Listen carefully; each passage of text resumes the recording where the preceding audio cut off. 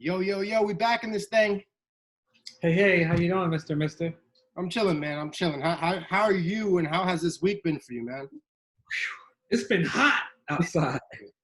Oh my gosh! But I ran out to the post office and sent on some goodies to a friend and ran back. You know, when you go out the door, it's such a task. Mm-hmm. I have a 6 for a walk down, and I'm the king of leaving my face mask. Oh, I get downstairs, I'm like, oh. So did that, came back. I've been hustling. You know, I've been hustling. It's been the other day I did 10 hours straight of Zooms. Oh my goodness. 10 hours. Yesterday, actually, 10 hours. Just bang, bang, bang, bang, bang, bang, bang. And none of them were like light, like, how you doing, Zooms? It was all like heavy conversation and facilitating dialogue going in. But I'm good, man. I'm good. All that, I'm good. How about you? How are you? I'm good. I'm good. You know, first I'm thinking you might need to pack a go bag, brother, just to leave by the door. You know what I mean? Yeah, right? Get your little wipes and everything together, your mask, you know, your hand sanitizer, all those things. But yeah, man, I've been good. I'm trying, like I said, I'm trying to unplug, trying to recharge, trying to read and stay informed, but not too informed. You know what I mean? Yeah. Need to protect myself in a lot of different ways too. So, but no, it's been good, brother. It's been good. Excellent. Well, this is a kind of a special occasion, huh? Oh yes. I am super excited for what we have in store for the people. So am I. I had that thought though. What if we don't like it? I was like, you know what? If I don't like it, I'm gonna fake it till I make it.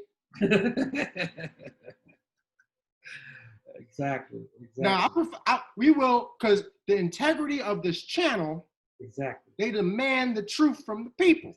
Exactly. We can't. There's no such thing as faking it till you make it. You either make it or you don't. Talk about it. This is the moment. Talk about it. All right. Where shall we begin? Let's start with the attire, I guess.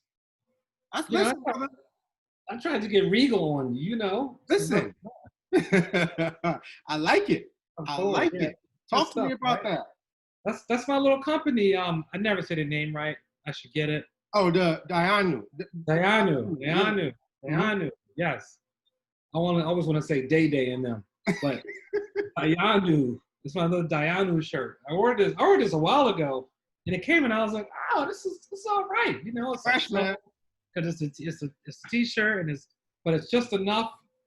You know, chilling. I figure since this is a special event, I had to, you know, pull out the big games, you know, get a little like dressy party dressing, you know. I'm digging it. It's like the equivalent of a Mohawk shirt. Exactly. You know? It's a Frohawk shirt. Frohawk shirt. See what I did there? Thank you, brother. Yes. Appreciate it. It's dope. It's a fly shirt, man. Yeah, it's comfortable. I love it. I haven't worn it in a while. Mm-hmm. I was like, what am I gonna do to show out for this special one? Oh yeah. And I said, oh, here we go. How about you? What you doing? It's another movement ensemble. Yeah. Nice. Oh, nice. Look at that. Beautiful. It's a little red, black, and green with the little smooches. You know what I mean? We can talk a little bit about that later. You know. Okay. But I figure, you know, Black love, you know, which is on brand, on theme for what we're talking about today. I love it. Fantastic. Yes, sir. Super good. So, how you want to do this, brother? How you want to do this? We want to do a grand reveal. We want to do a 1, 2, 3. What you want to do? Should we talk about the journey? What should we do? I think a little discussion of the journey to keep them keep appetites wet. Yes. Okay. You know, we've been doing this Brown Juice Barbershop for a minute, and been saying we want to support Black-owned products. Specifically, we do it with our wear, but how can we do it with our libations? Mm-hmm. And thanks to you and your aggressive work, can you tell us where we are today? Yes, sir. So, you know, if y'all haven't subscribed to this channel yet, please do. It'll help us grow and get the message out there. And also follow us on Instagram at Brown Juice Barbershop. And that's where we've been doing a lot of our posting, and we've been trying to engage with folks about their love for the brown juice as well, get some recommendations. You know, we've already featured Uncle Nearest on this channel before. And we are always on the market, on the lookout, on the hunt for that brown juice that's actually black juice, if you know what I'm talking about. Yes. So, you know, we put a lot of stuff out there in the sense of, all right, we got an eye on you, we got an eye on you, we got an eye on you. So we made a post, and one of these good companies got back to us and was like, listen, DM me for a bottle. And we were like, what? Bet. So we hopped on that quickly, you know, all the exchanges of, you know, address, etc. And like a professional organization that they are, we had a beautiful, beautiful bottle of liquid gold delivered to each of us, which we paid for, by the way. We want to make sure you'll know. Paid for it. We did not ask for the hookup. We paid for it with our hard-earned money. Because if you remember, in our post-Rona commandments, we said, thou shalt not support Black-owned businesses by asking for a handout. Right. We're like, no, we're going to support Black-owned businesses with our actual money to support them. Now, if hookups and handouts come out later, you know. We ain't mad at that. We ain't mad at that, you know. But initially, we got to put that seed funding up, bro. Yes, sir. Yes, I agree. And we'll see after we experience it if we want to encourage our friends to do the same. You know, so absolutely. I'm excited. I'm very excited. Right. So as they say, the proverbial drum roll, right?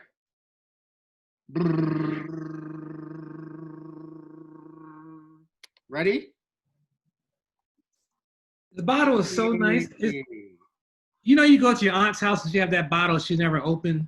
Yes.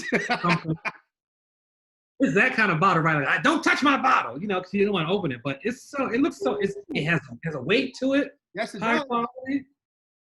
You just got that little dent in the bottom, a little detail on the bottom. Oh yes. Oh yes. All of it is beautiful.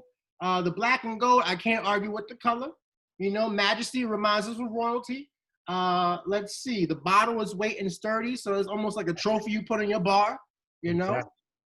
And it says Georgia straight bourbon whiskey, distilled from grain, aged 2.5 years, in new oak barrels, and it's 40% alcohol by volume, which means it's 80 proof. Beautiful. Oh yeah. I think I'm excited. I'm ready. Let's do it. We gotta spend some time with it, brother. We usually don't, you know, nose it and do all that stuff, but I think this is the time we got to do that. Yeah, I waited for you. I was like, I want to open it up with my boy. Yes, sir. Oh. Cork life. Cork life. Good cork life. Ah. Ooh. Yeah. Well, hold on. Okay, we're off to a good start. Mm-hmm. Off to a good start.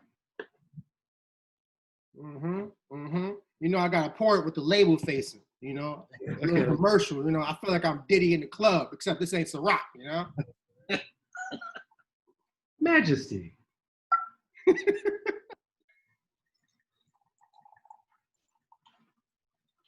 Good healthy pour. Oh man. Oh man. All right.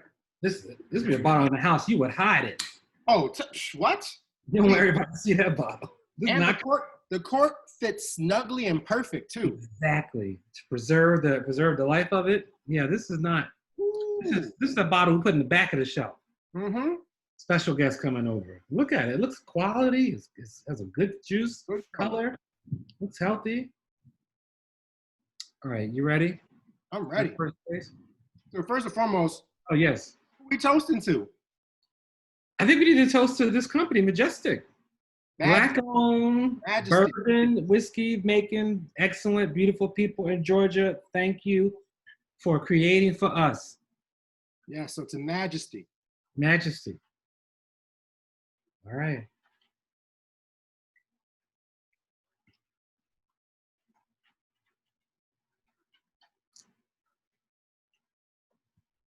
Okay, whoa. Got a little second life to it. Oh, yeah, it does. Okay, gentlemen. Oh, you know what? What are your thoughts? I have thoughts. What are your thoughts? Yeah, now a little sip.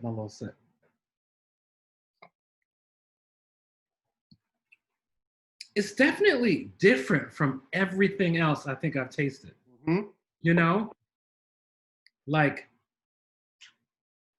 they say maybe that's what it is. It's new oak barrels. Like I feel that oakiness. I don't know what makes it a new oak barrel, but I definitely taste like it's earthy, and it's strong. It's I like it. Mm-hmm. I like it. I like it. I was a little nervous at first. I was like, oh, this is a different taste. Mm-hmm. It's not. It doesn't have that sweet nose like other places. Mm-hmm. Maybe it's a little smoky. It's a Mm-hmm. little dark. Um,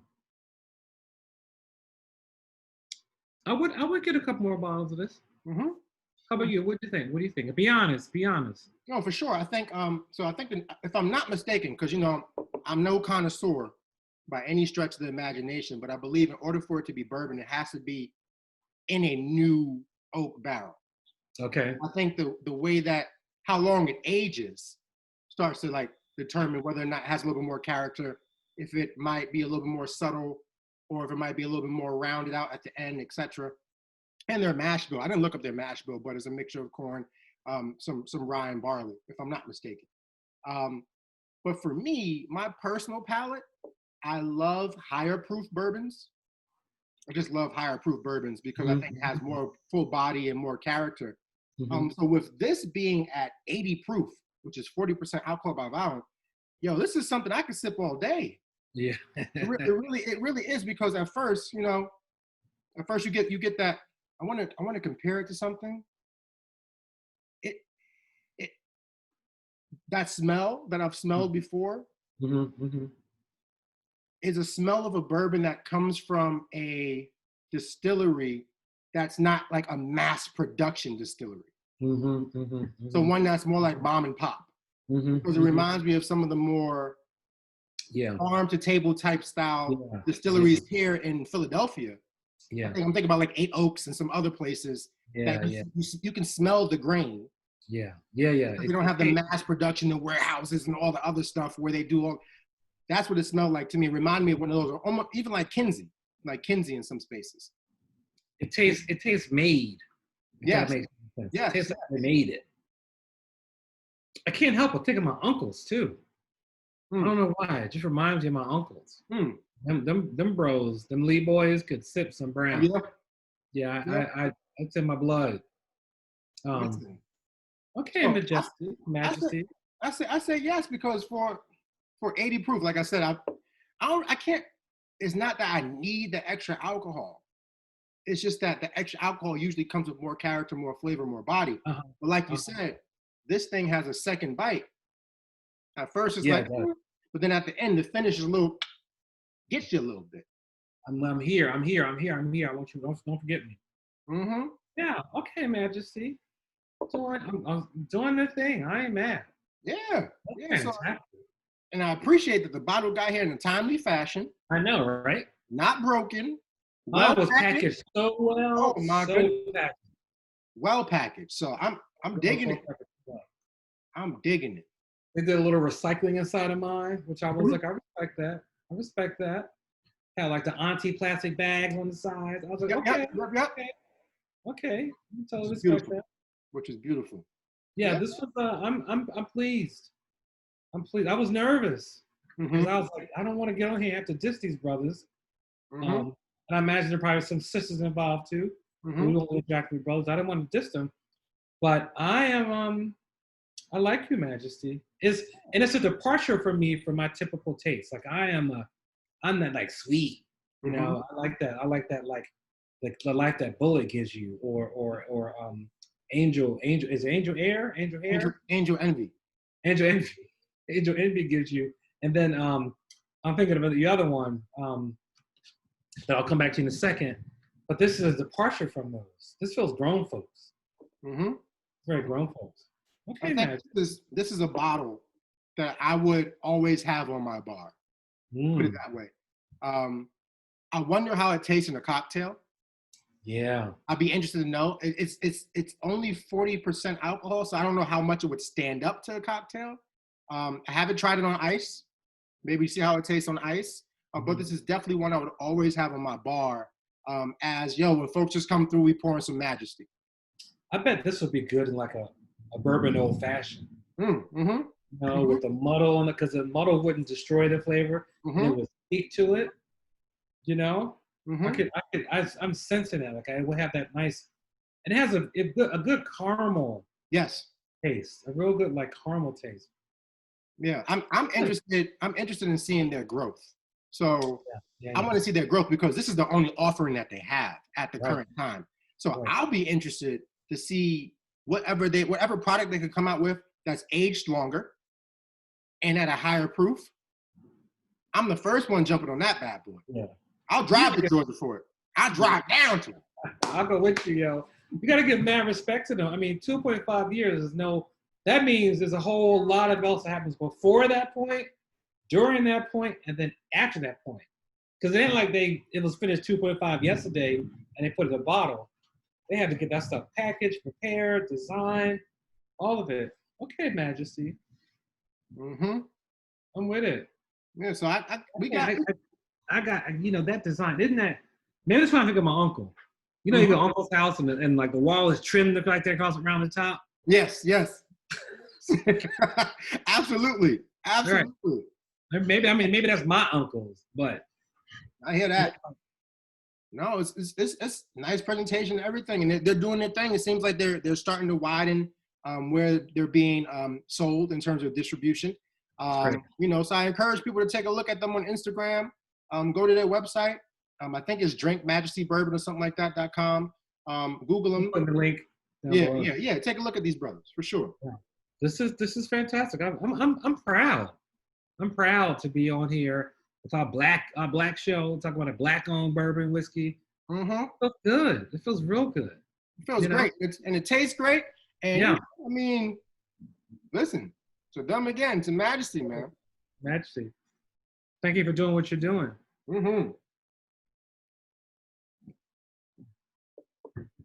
This is I want to get like one of those bars on wheels, put it in a spot and get a velvet painting above it. Yep. You know the one with the lady sitting with the afro. Yes. Yes. Yes. I don't know why I'm thinking of my uncle's house so much, but that's like right where I'm going. Absolutely. I'm going to send some to my uncles. Anyhow. So a question for you, good brother. Yes. Because we sipping on that Majesty. Mm-hmm. We sipping on that, which is black owned. And we are two black men. And the Brown Juice Barbershop is about being unapologetically black. So the question that I have for you tonight, brother, is what does pro-black or being pro-black mean to you?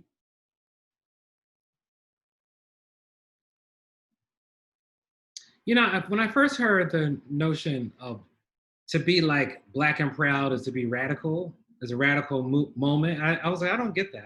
And I thought about it. It's a revolutionary idea to be black and proud. I heard that and I was like, why? You know, and then I began to see that it was speaking about all the forces, the pushback, the denying that happens to us on a daily basis. And to stand up in the face of that and say, no, I am fantastic and beautiful despite all that stuff.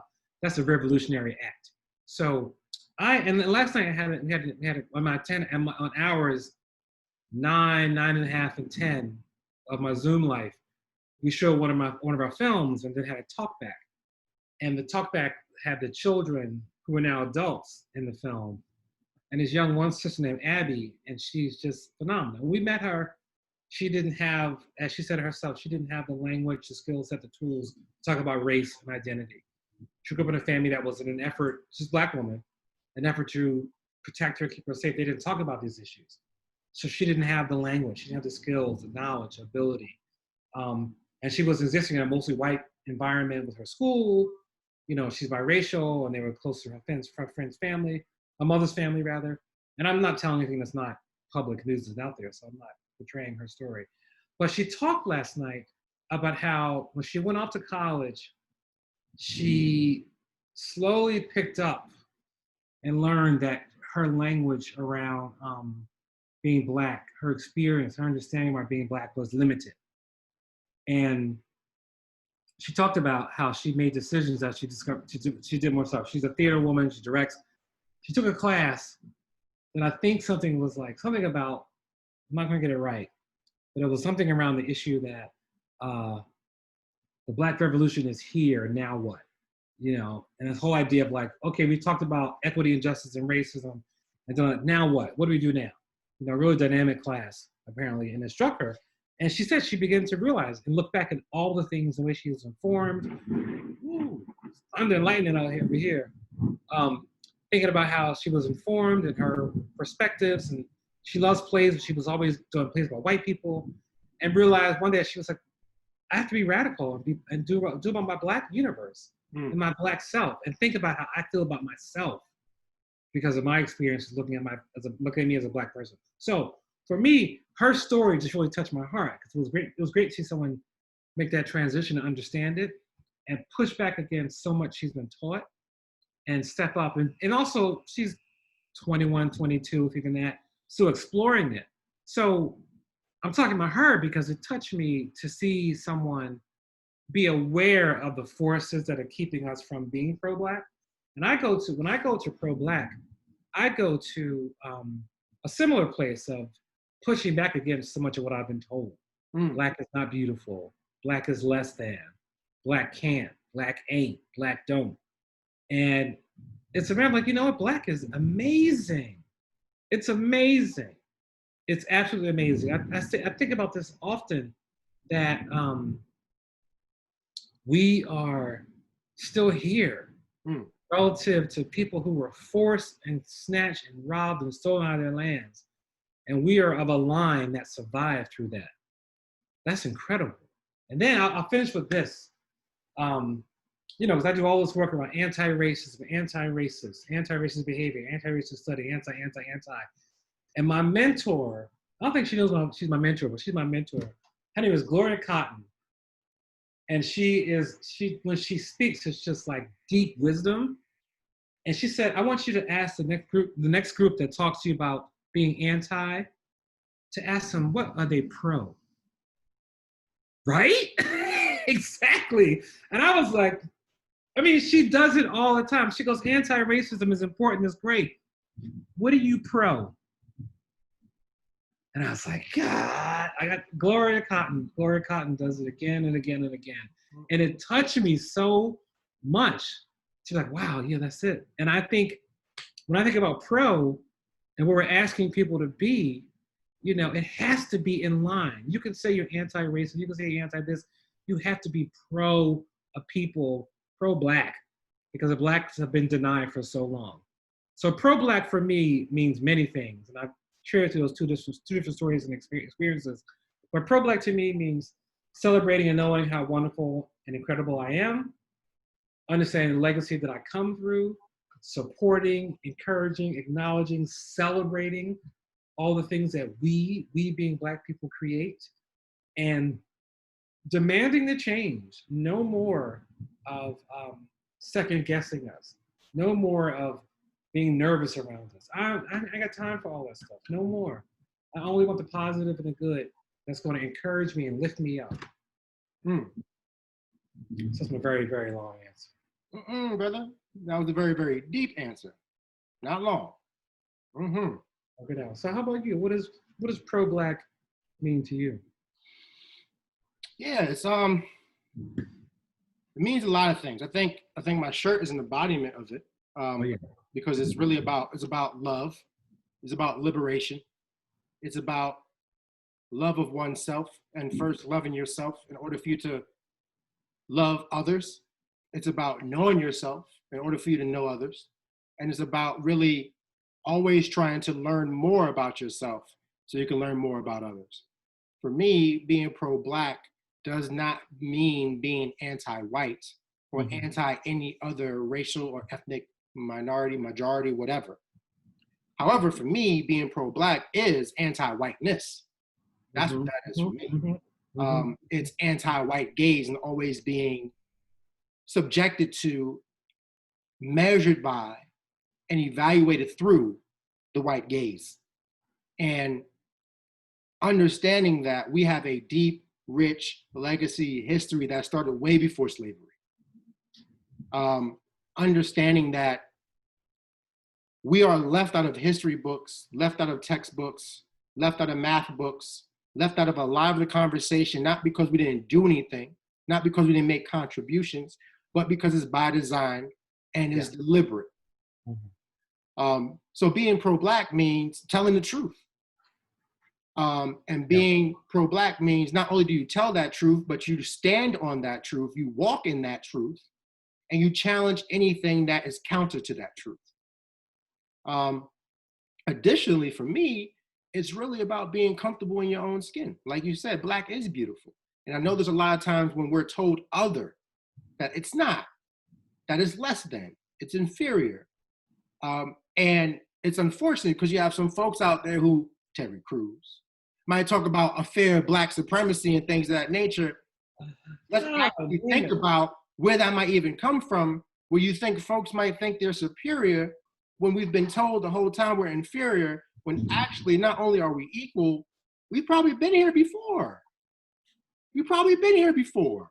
And actually laid the foundations for other folks to emulate, try to duplicate, and a lot of times appropriate and take for themselves. So being pro-Black, this bourbon got me over here preaching. Being pro-Black means that I should be able to exist however I want to exist, unapologetically. Yes. As long as the way that I exist is not oppressing other people. So my thing is this, being pro-Black, like I said, it's not anti-white, but for me, it's anti-whiteness, it's anti-racism, it's anti-oppression, it's anti-discrimination of any form, And it's all about truth. It's all about equity. It's all about making sure that we understand who we are as a people, our contributions that we've made, have continued to make, and all the resilience and brilliance and beauty that's in our DNA. And it's also about understanding, unpacking that trauma that's in our DNA as well. And in order for us to do that, to make sure that other folks understand there's nothing wrong with you. Yes. As human beings, we're all broken in one way, shape, or form. That's how the world works. We come in here as clean slates, etc., and then the world works. But we're not broken because of any melanin that we have. In fact, that's power, baby. Just like brown juice. It's energy. It's energy. It is power. It is such power.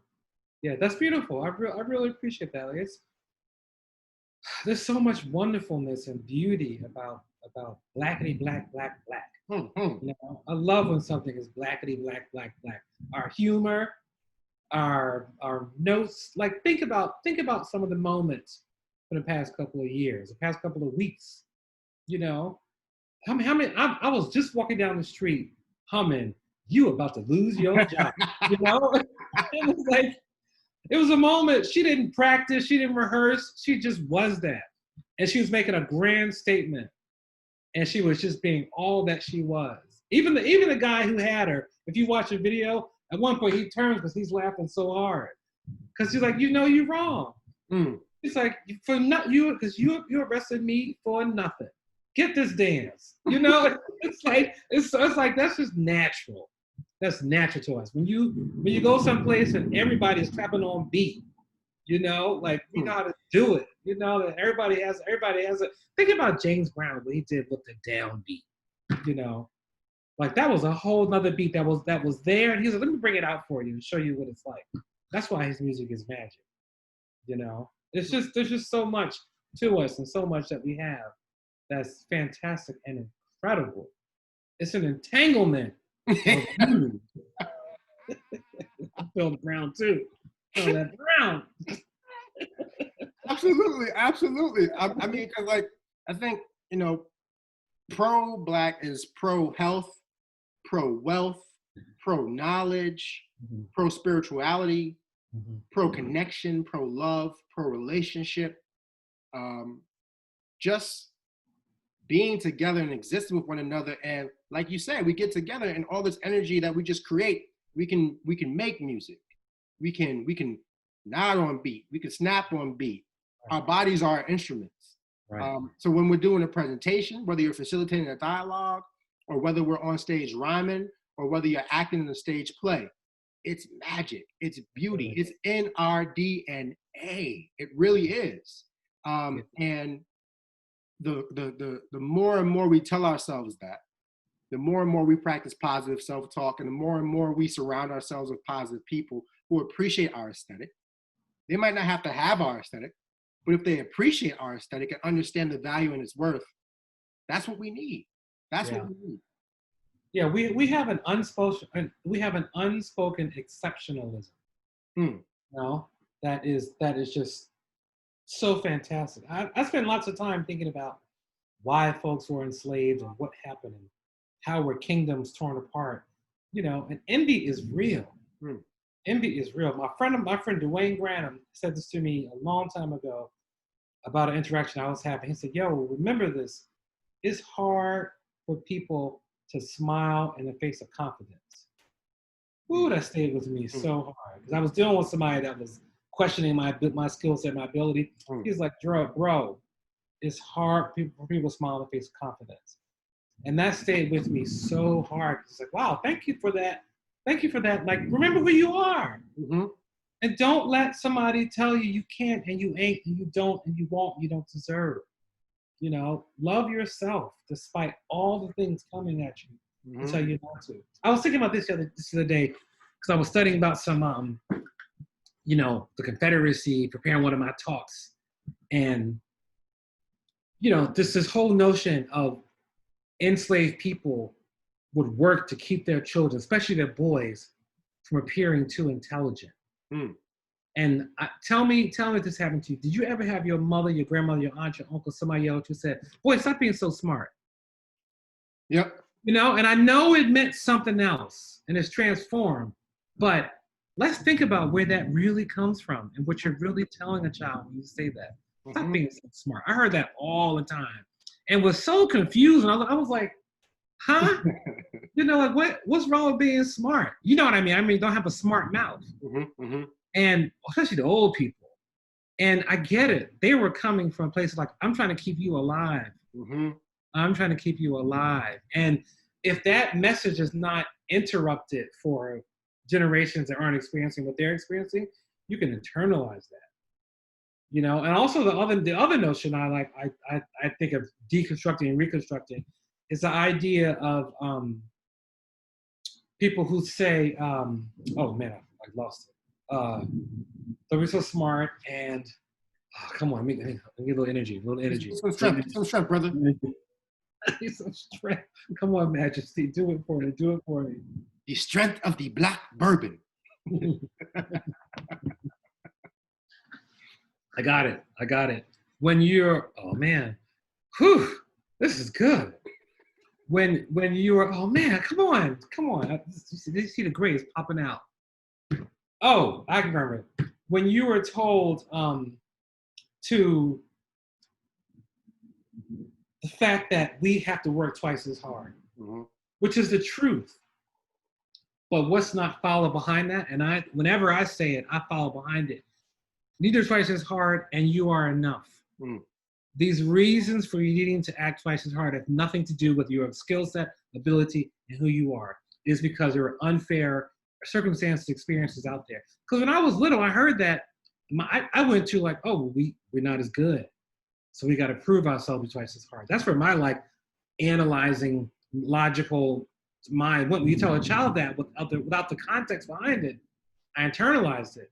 As opposed to like, wait a minute, no, it ain't about me. And when you study structural racism, our history, many, many things, it's like, oh, that's what this is about. It got nothing to do with you. It got nothing to do with you. Absolutely. It's an unfair circumstance. Because I remember I was given it was my first like major, my first really actual like talk to the new community that I joined where I was working. It was during Black History Month. I gave a little mini keynote. And I was like, listen, truth be told, you know, there would be no America without Africa.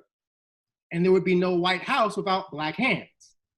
And I went in from there. And some things I actually showed my speech to Amanda before I gave it. She's like, nah, you got it. You just start working there, brother. Like you, I'm like, you Say right. that for next year. Right. Say that for next Yeah, year. wait for year two. Say for year two. So you know how to dial it back a little bit, but still be a little creative, whatever. But it's really a moment when we have to remind ourselves that, like, we have so much history. We have so much history. And just because, again, it's not taught to us, that's not enough of an excuse anymore. Yeah. We need to teach it to ourselves. Each one teach one, each one reach one. Recommend books, recommend podcasts, recommend the Brown Juice Barbershop, recommend something, because there's so much that we need to dig into. There's so much stuff that we need to really unpack and understand for ourselves so we can know who we are. So that way we know that we might have to work twice as hard, but we've been known that we're enough.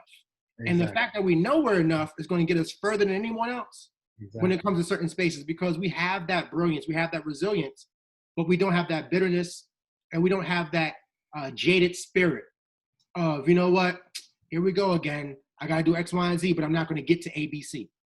So I think that's important. Yeah, some of us have that. Some of us feel defeated, and some of us can point to many, many, many things that would just make you give up and give in. You know, every time I hear about gun violence or people acting out, wilding out, I'm like, how did they? What took them to that spot? What made them feel and act that way? You know, MLK. You know, right before he was gunned down, he was talking about, yo, people are rioting because they have no ownership of anything, and so they know that you won't listen to them, so they go and tear stuff down, so you can see them tearing stuff down. Like, we don't hear about those MLK speeches. You know, he was breaking it down, saying, people, y'all don't give us nothing or allow us to have anything, so the Negro is going to go and tear stuff down because you pay attention. And now we got homeboy talking about some law and order. Man, we are in an intense moment. We have to, more of us have to know how strong and beautiful and powerful we are, and come up against this mess we got, because it's real. It's very real. 2020. Whew. She's a brutal. She's a beast. She's everything. But I believe, and I have faith. You know, I believe, and we even though we did talk about some, not that they're insignificant. We talked about some superficial yet deep experiences we have. The dancing, the music, the sound, all the stuff is deep. It's not, when I say superficial, I mean, like, we're talking pop stuff. Yeah. But behind that, you know, like, just if you get a chance, go listen to Ella Fitzgerald. Like, and then listen to Billie Holiday. And listen to Ma Rainey. Listen to Bessie Smith. Listen to all these women that were just open their mouths and delivered brilliance. Brilliance. Like brilliance. I remember being a little kid and watching that Maxwell commercial. Ella Fitzgerald shatters that glass. Yes, okay. I'm like, dang. You know, and then take that all the way to who we have today and marry that with our literature, our history, our experiences, our designs. George Washington Carver developed the peanut, but he had like 500 other things he invented too. Humble was busy, you know? And I often look at situations, and it's been very interesting because I had to try and take off my, like, seeing white supremacy hat, you know, sometimes. But if you look, you can see it everywhere. There's a show right now directed by a Black sister. I've met her and spent time with her. I think she's great, on Netflix. It's a big old hit. First, like, supernatural superhero Black movie. But it is, in my mind, it's centered in white supremacy. The white character in the lead, and they get the most attention. The Black sister is up in there, and she matters, and she's great. But I was like, this is how insidious it is. You know, it had to get through Hollywood and make it to this stage. And I might be blasted and told, no. But I was like, no, like, the white character is up front and the most important. Clearly. Maybe part 2 would be a little different. You got to set the stage and build it out, and I should be patient. But I look at so much stuff and think about how that white supremacy, its lens, its guidance. And when I say that, what I mean is that we are saying white, everything is supreme. that's just standardized across many platforms, and we need to tear that down and reconstruct. So Yeah, I'm on absolutely. my, I'm Because on my brown juice preach. listen, I hear that, brother. Because again, being pro-black cannot coexist with white supremacy. Because No. white supremacy is anti-blackness. White Yeah. supremacy is anti-truth. And Yeah. if we're pro-black and we're pro-truth, it just doesn't work. It doesn't work. I literally will get sick in spaces that are full of white supremacy. I start sneezing, coughing because it's a bunch of bull. It's a bunch of bull. I'm allergic to bull. So it's like, listen, I don't got time for it. I don't. Right. So that's something that we really need to make sure that, again, we keep talking about taking this moment and turning it into a movement. We got to tell the truth. We got to know who we are. And if we don't know who we are, we better find out quickly before someone else tells us who we are. Real fast. We've seen that story before. Yes, we have. And that is not a good ending for any of us. Change that narrative. Wow. So, okay, Majestic is taking us to a new level. Majesty, good brother, Majesty. Oh, but see, oh, look at that. It took you to another level. Majesty is majestic. Majesty is majestic. Majesty is majestic. I'm getting it right. Come on. The Majesty is majestic. You know how we do. You're right. Actually, next thing you know, you get it trending. That Majesty is majestic. That's a hashtag. Majesty is majestic. Push it. Salt and pepper. Exactly.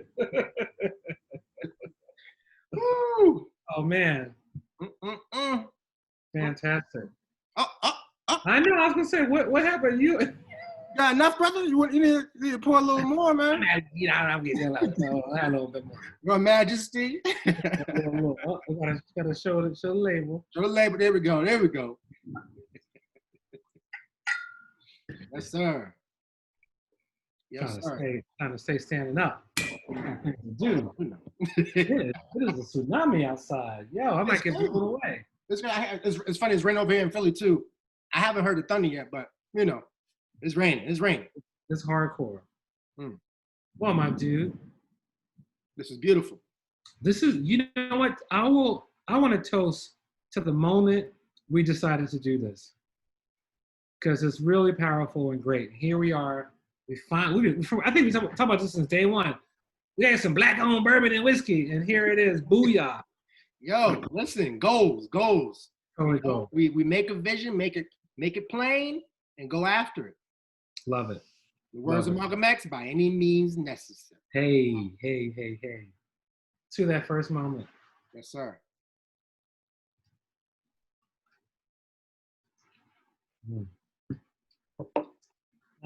Good old Brown Juice Barbershop.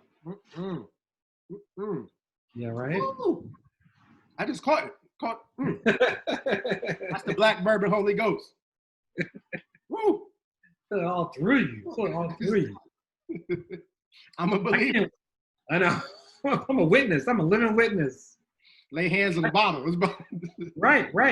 It's, if it for the only 40%, I don't know. Here, listen to me. And then I told her I wasn't going for it to only be 40 proof. Maybe, and I had a snack. I've had a snack before this. I'm feeling it. Listen. Maybe I'm just excited. Maybe. Or how they say the blacker the berry, the sweeter the juice. Hey. Blacker the bourbon. The bigger the boost. Oh. Hey. Majestic is magic. Oh my God. I'll turn it around. Majesty is majestic and magic. Yeah. Yes, sir. But it's time for Uncle André to go lay down. Listen, brother, you already laid the foundation when you said you had 10 hours of Zoom. You good, brother. Yeah. You good. Trying to change this world, dog. Beautiful. Yes, sir. Wow. Fantastic. Well, till next time, again, shout out to Majesty Bourbon doing your thing. I believe they have a beer as well. They have like a posh premium ale, peach something. Yeah. I wish I was in Georgia right now. Peach? Yeah, they got some Georgia? Yeah. Mm-hmm. I like some flavorful beers. That's my thing. Oh, listen. Especially on a nice hot day. Exactly. I'm not coming inside. Exactly. Unless mosquitoes come out there, you know how that No, the mosquitoes. No mosquitoes. So Mosquito-free zone. But good brother, it's always a pleasure.